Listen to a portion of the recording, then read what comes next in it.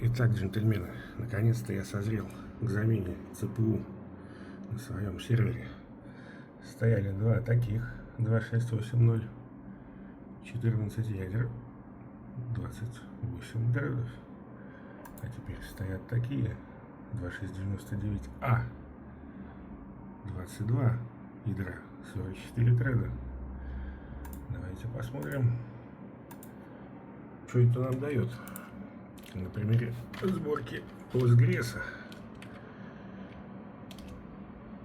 на обычной десктопной тачке он собирается минуты полторы, что, конечно, ни хрена не приемлемо.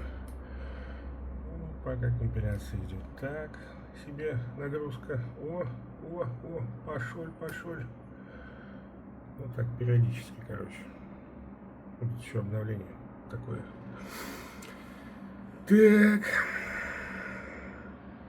Ну, в принципе, секунд 30 должно быть. Сейчас по таймеру посмотрим. О, все. Такие дела.